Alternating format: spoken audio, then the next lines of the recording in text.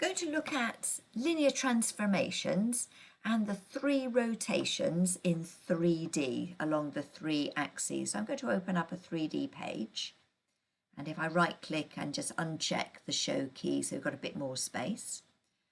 And I want to put in an object, so I can go to the object menu, or I can right click and enter shape.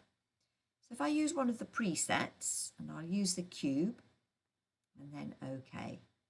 So it's a little bit small, so if I zoom in a bit. Now just to make the axes a bit clearer, I'm going to put in a vector equation for those. So along the x-axis we've got a direction vector of 1, 0, 0. So that's purple. And then if I put in a y-axis, so that will be a direction of 1, 0, 0, 1, 0.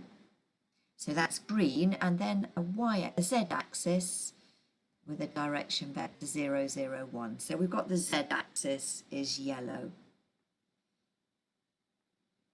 I'm going to select that, or select my cube, and then I'm going to do transform. And I'm not going to use the rotations here. I'm going to use a matrix transformation so we can see what the matrix looks like.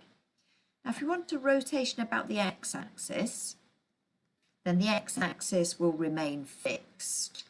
And then we've got cos, and I'm going to use the keyboard for theta, and it will be minus sine theta,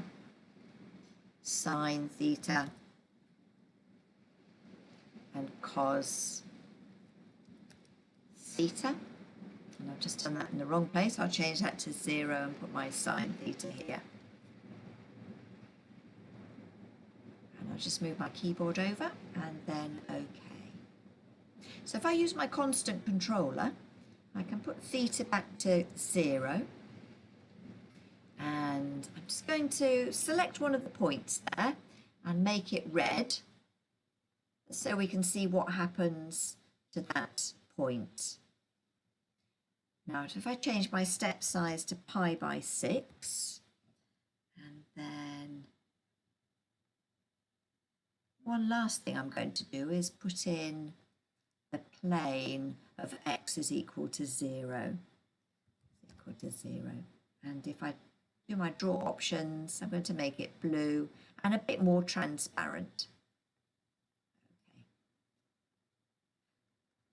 Okay. Right, if I now change my theta value and I'm looking directly along my x-axis, if I change my theta, I can see it's a rotation anti-clockwise about the x-axis.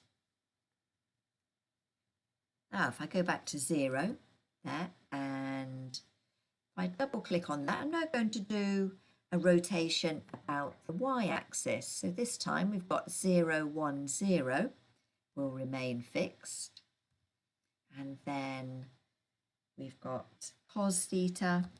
If I bring back my keyboard, theta, and then we've got sine theta, got minus sine theta, and cos theta, and we've got, that would be 0.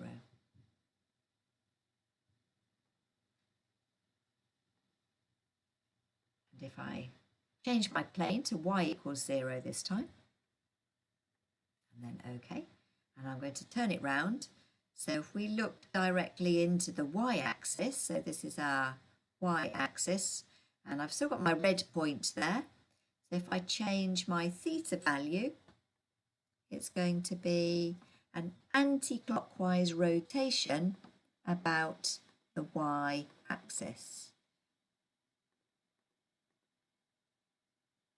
And if I just go back to 0 again, and if I double click on that, I'm now going to look at the rotation about the z-axis. So we've got the z-axis is fixed, so we've got 0, 0, 1 for the z-axis, 0, 0, 1. And then we've got cos theta, and minus sine theta,